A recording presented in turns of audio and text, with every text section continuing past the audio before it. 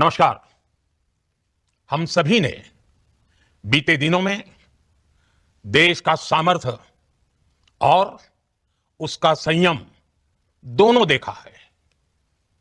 मैं सबसे पहले भारत की पराक्रमी सेनाओं को, सशस्त्र बलों को, हमारी खुफिया एजेंसियों को, हमारे वैज्ञानिकों को, हर भारतवासी की तरफ से सैल्यूट करता हूं।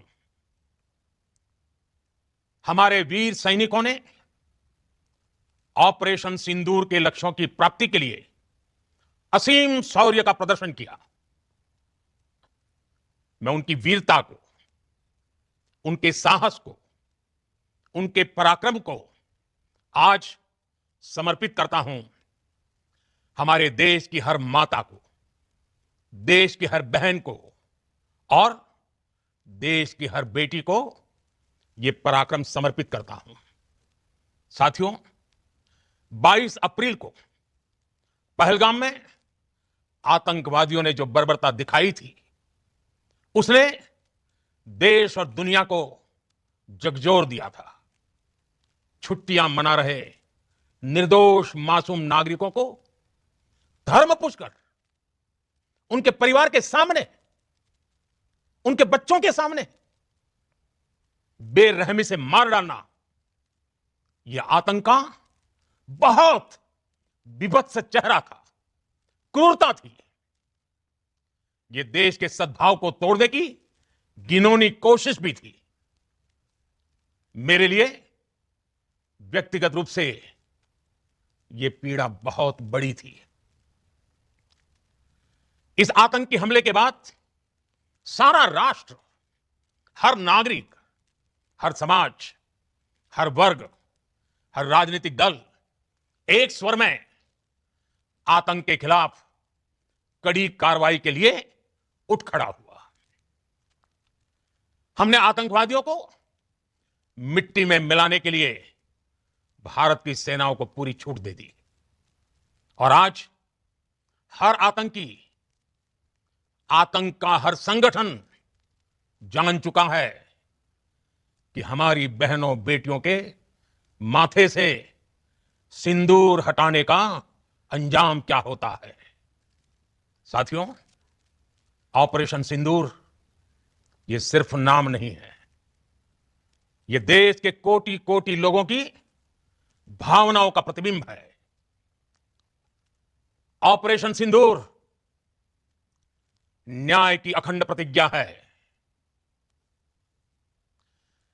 6 मई की देर रात, 7 मई की सुबह पूरी दुनिया ने इस प्रतिज्ञा को परिणाम में बदलते देखा है।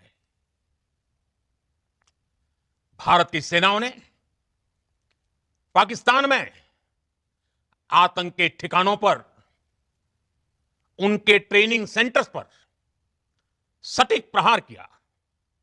आतंकियों ने सपने में भी नहीं सोचा था कि भारत इतना बड़ा फैसला ले सकता है। लेकिन जब देश एकजुट होता है, नेशन फर्स्ट की भावना से भरा होता है, राष्ट्र सर्वोपरि होता है, तो फौलादी फैसले लिए जाते हैं, परिणाम लाकर दिखाए जाते हैं। जब पाकिस्तान में आतंक के अड्डों पर भारत की मिसाइलों ने हमला बोला, भारत के ड्रोन्स ने हमला बोला, तो आतंकी संगठनों की इमारतें नहीं बल्कि उनका हौसला भी थर्रा गया। बहावलपुर और मुरिद के जैसे आतंकी ठिकाने एक प्रकार से ग्लोबल टेररिज्म की यूनिवर्सिटी रही है। दुनिया में कहीं पर भी जो बड़े आतंकी हमले हुए हैं, चाहे 9/11 हो, चाहे लंदन ट्यूब बॉम्बिंग हो, या भारत में दशकों से जो बड़े बड़े आतंकी हमले हुए हैं, उन सब के तार कहीं ना कहीं आतंक के इन्हीं ठिकानों से जुड़ते रहे हैं। आतंकियों ने हमारी बहनों का सिंदूर उजाड़ा था, इसलिए भारत ने आतंक के ये हेडक्वार्टर्स उजाड़ दिए। भारत के इन हमलों में 100 से अधिक खूंखार आतंकवादियों को मौत के घाट उतारा गया है। आतंक के बहुत सारे आका बीते 2.5-3 दशकों से खुलेआम पाकिस्तान में घूम रहे थे। जो भारत के खिलाफ साजिशें करते थे, उन्हें भारत ने एक झटके में खत्म कर दिया। साथियों, भारत की इस कार्रवाई से पाकिस्तान घोर निराशा में गिर गया था, हताशा में गिर गया था, बौखला गया था। और इसी बौखलाहट में उसने एक और दुस्साहस किया। आतंक पर भारत की कार्रवाई का साथ देने के बजाय पाकिस्तान ने भारत पर ही हमला करना शुरू कर दिया। पाकिस्तान ने हमारे स्कूलों, कॉलेजों को, गुरुद्वारों को, मंदिरों को, सामान्य नागरिकों के घरों को निशाना बनाया। पाकिस्तान ने हमारे सैन्य ठिकानों को निशाना बनाया। लेकिन इसमें भी पाकिस्तान खुद बेनकाब हो गया। दुनिया ने देखा कि कैसे पाकिस्तान के ड्रोन्स, पाकिस्तान की मिसाइलें भारत के सामने तिनके की तरफ बिखर गई। भारत के सशक्त एयर डिफेंस सिस्टम ने उन्हें आसमान में ही नष्ट कर दिया। पाकिस्तान की तैयारी सीमा पर वार की थी, लेकिन भारत ने पाकिस्तान के सीने पर वार कर दिया। भारत के ड्रोन्स, भारत की मिसाइलों ने सटीकता के साथ हमला किया। पाकिस्तानी वायुसेना के उन एयरबेस को नुकसान पहुंचाया, जिस पर पाकिस्तान को बहुत घमंड था। भारत ने पहले 3 दिनों में ही पाकिस्तान को इतना तबाह कर दिया जिसका उसे अंदाजा भी नहीं था। इसलिए भारत की आक्रामक कार्रवाई के बाद पाकिस्तान बचने के रास्ते खोजने लगा। पाकिस्तान दुनिया भर में तनाव कम करने के लिए गुहार लगा रहा था। और बुरी तरह पिटने के बाद इसी मजबूरी में 10 मई की दोपहर को पाकिस्तानी सेना ने हमारे डीजीएमओ को संपर्क किया। तब तक हम आतंकवाद के इंफ्रास्ट्रक्चर को बड़े पैमाने पर तबाह कर चुके थे। आतंकियों को मौत के घाट उतार दिया गया था। पाकिस्तान के सीने में बसाए गए आतंक के अड्डों को हमने खंडहर बना दिया था। इसलिए जब पाकिस्तान की तरफ से गुहार लगाई गई, पाकिस्तान की तरफ से जब यह कहा गया कि उसकी ओर से आगे कोई आतंकी गतिविधि और सैन्य दुस्साहस नहीं दिखाया जाएगा, तो भारत ने भी उस पर विचार किया।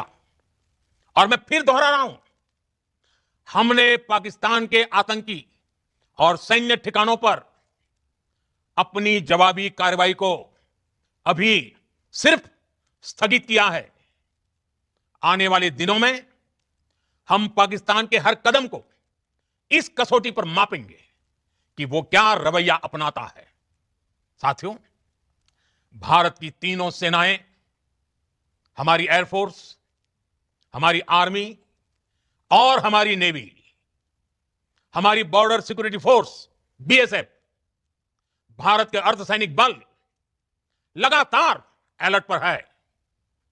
सर्जिकल स्ट्राइक और एयर स्ट्राइक के बाद अब ऑपरेशन सिंदूर आतंक के खिलाफ भारत की नीति है।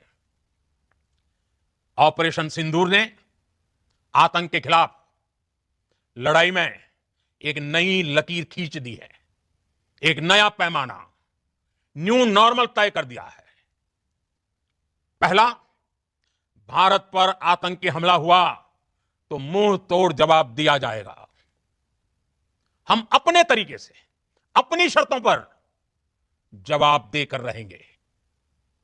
हर उस जगह जाकर कठोर कार्रवाई करेंगे जहां से आतंक की जड़ें निकलती हैं। दूसरा, कोई भी न्यूक्लियर ब्लैकमेल भारत नहीं सहेगा। न्यूक्लियर ब्लैकमेल की आड़ में पनप रहे आतंकी ठिकानों पर भारत सटीक और निर्णायक प्रहार करेगा। तीसरा, हम आतंक की सरपरस्त सरकार और आतंक के आकाओं को अलग अलग नहीं देखेंगे। ऑपरेशन सिंदूर के दौरान दुनिया ने पाकिस्तान का वो घिनौना सच फिर देखा है, जब मारे गए आतंकियों को विदाई देने पाकिस्तानी सेना के बड़े बड़े अफसर उमड़ पड़े। स्टेट स्पॉन्सर्ड टेररिज्म का यह बहुत बड़ा सबूत है। हम भारत और अपने नागरिकों को किसी भी खतरे से बचाने के लिए लगातार निर्णायक कदम उठाते रहेंगे।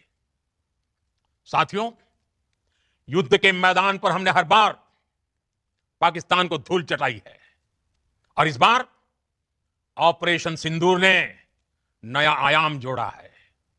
हमने रेगिस्तानों और पहाड़ों में अपनी क्षमता का शानदार प्रदर्शन किया और साथ ही न्यू एज वॉरफेयर में भी अपनी श्रेष्ठता सिद्ध की। इस ऑपरेशन के दौरान हमारे मेड इन इंडिया हथियारों की प्रामाणिकता सिद्ध हुई।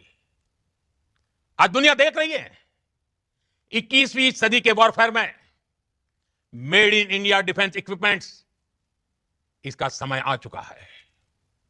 साथियों, हर प्रकार के आतंकवाद के खिलाफ हम सभी का एकजुट रहना, हमारी एकता हमारी सबसे बड़ी शक्ति है।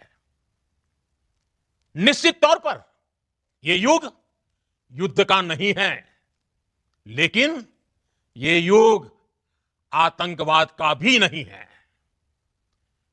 टेररिज्म के खिलाफ जीरो टॉलरेंस, यह एक बेहतर दुनिया की गारंटी है। साथियों, पाकिस्तानी फौज, पाकिस्तान की सरकार जिस तरह आतंकवाद को खाद पानी दे रहे हैं, वो एक दिन पाकिस्तान को ही समाप्त कर देगा। पाकिस्तान को अगर बचना है तो उसे अपने टेरर इंफ्रास्ट्रक्चर का सफाया करना ही होगा। इसके अलावा शांति का कोई रास्ता नहीं है।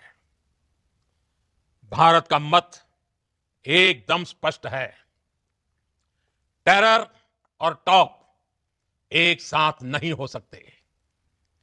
टेरर और ट्रेड एक साथ नहीं चल सकते और पानी और खून भी एक साथ नहीं बह सकता। मैं आज विश्व समुदाय को भी कहूंगा, हमारी घोषित नीति रही है, अगर पाकिस्तान से बात होगी तो टेररिज्म पर ही होगी। अगर पाकिस्तान से बात होगी तो पाक ऑक्युपाइड कश्मीर पीओके उस पर ही होगी। प्रिय देशवासियों, आज बुद्ध पूर्णिमा है। भगवान बुद्ध ने हमें शांति का रास्ता दिखाया है। शांति का मार्ग भी शक्ति से होकर जाता है। मानवता शांति और समृद्धि की तरफ बढ़े, हर भारतीय शांति से जी सके, विकसित भारत के सपने को पूरा कर सके, इसके लिए भारत का शक्तिशाली होना बहुत जरूरी है। और आवश्यकता पड़ने पर इस शक्ति का इस्तेमाल भी जरूरी है। और पिछले कुछ दिनों में भारत ने यही किया है। मैं एक बार फिर भारत की सेना और सशस्त्र बलों को सैल्यूट करता हूं। हम भारतवासी के हौसले, हर भारतवासी का एकजुटता का शपथ, संकल्प, मैं उसे नमन करता हूं। बहुत बहुत धन्यवाद। भारत माता की जय। भारत माता की जय। भारत माता की जय।